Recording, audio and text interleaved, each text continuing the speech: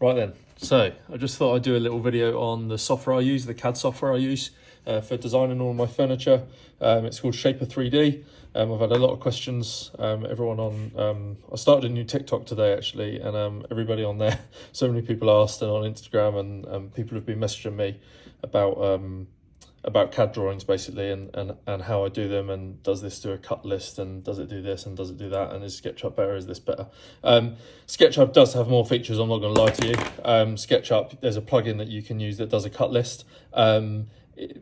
I have it on fairly good authority that a cut list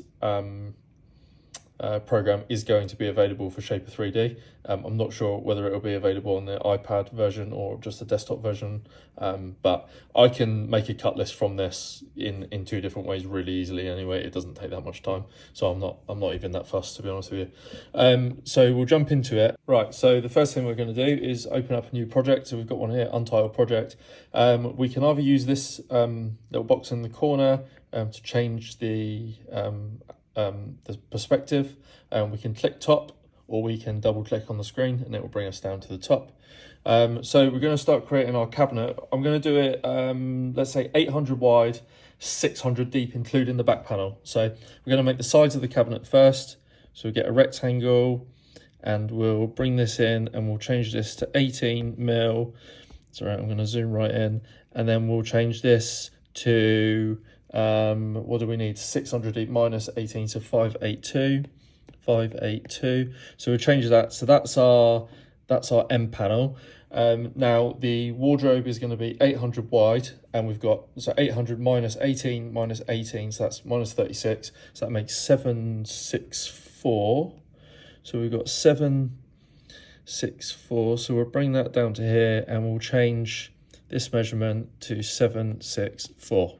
Like this, and we'll then add another rectangle on the end, and we'll drag it down, and we'll click off of that, we'll click in the middle of it, and then we'll drag it down so it snaps in place, and we'll change that to 18 mil as well. So that's that part, that's the sides and the base of the cabinet done. And we'll then create another rectangle on the back, which is snapped to 18 mil already. We'll click here, and we'll just drag along. Sorry, I'm leaning over, so everything's a little bit, I'm leaning over the top of the phone to film the video. So that's that essentially. So now you've got the sketch of the base of the cabinet. Now we'll turn like this, and you'll see they'll become highlighted in blue. So we'll pull these up. I pull them up individually because I want them to remain. If I tap them and pull them all up at the same time, they'll become one selection, and it makes it then hard to create a cut list from it. So we'll create these at, we'll have these at 2000 mil. So we'll pull this up, and that will be 2000. And then last of all, we'll pull the back panel up, and that will be 2000 as well. Now the base, we'll pull the base up, and it will be 18 mil. So that's that. Now we can double tap the base, we can press copy, we can lift up, and then we can select that we want, sorry, I'll just go back because I mistapped. We'll copy, we'll go up, and then we'll put this shelf at, let's say, 1700. So the shelf is now at 1700. We'll copy this again, and we'll go up, and I'll just stop it there, because you can use the snapping feature. So we can snap this edge here with this edge here, and press a line, and the two pieces will align themselves essentially. So that's a basic cabinet. It's as simple as that. And if I want to then repeat that step, we'll select all the bodies. First of all, I'll put them into, sorry, mistap. First of all, I'll put them into a folder, and then I'll rename that folder cab 1. Copy, go across, make that a bit better. Now that's fully selected, and it's in two folders now. Yeah, there's the two cabinets, and then you can go ahead and make your end panels, make your doors. So we can lift it up if you want to jack it up by I don't know, 70mm to allow for your legs and then your skirting to go on the bottom. It's now off the floor by 70mm. We can now visualize what it's going to look like.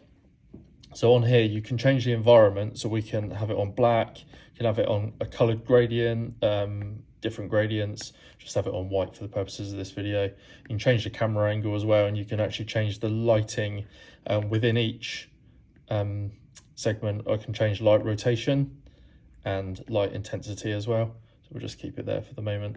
So material, we'll select the items that we want to change, and then we'll scroll down and I'll make these out of, so I mean we can make them out of OSB if you want.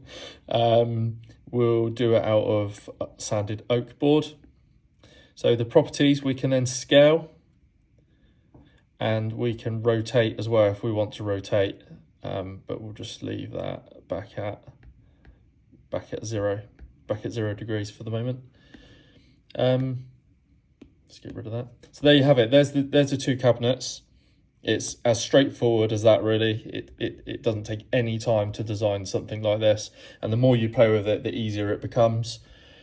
Now we'll go back to modeling. Now we can do a couple of things here. We can create a drawing.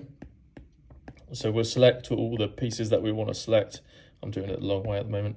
And we'll select all the pieces that we want to select, and then we can create a drawing. So we'll just call that T for the minute. So now we have a drawing, and we can have dimensions on it. So we can have overall width 1600, and we can do the height, and we can snap these to wherever we want, etc, etc. And you can print this on a piece of A3 if that's the scale that you've done it on. These are scalable as well. You can bring them in and out. So that's one thing we can do.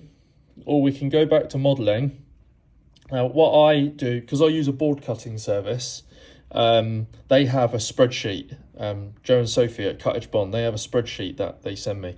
On the spreadsheet, I put in what material I want. So if I'm using this oak, it'll be Fencer Roble Hera. And then I'll put in each panel individually. So I know on this wardrobe, I need 4 of these that are exactly the same. So I select one of these, I'll just move it out, and then I'll measure the distance between there and there. Now I know that distance is 2000mm. Okay, now one edge is 582, so I know now that I need 4 panels at 2000 by 582, and I need them edge banded just on one edge at the front. That's what I need.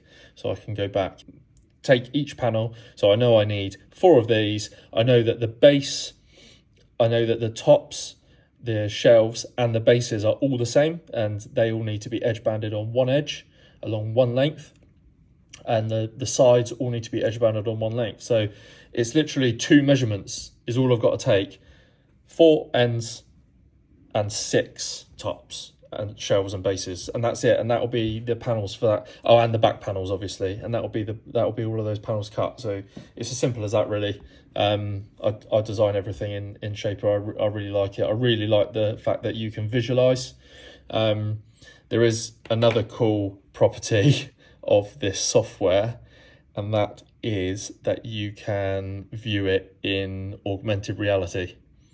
So I'm going to have to move from where we are. Hopefully I'm going to be able to show you how this works in the workshop. Right, so hopefully it's going to place the, oh there you go, it's going to place the cabinet, so it's intersected it into the thing at the moment. But there, if I just move it up to 100% again, yeah, you get the idea. If you're in someone's house, you can actually place it in the house in real size, and you can walk around it, you can see the cabinet, you can see what it's going to look like in situ. If they've got a VR headset, if the kids have got a VR headset, it's even better, because obviously you can feed this into that, and they can walk around and actually see what the unit is going to look like in real size in front of them before they even pay for it. So yeah, it's all good. Thanks for watching.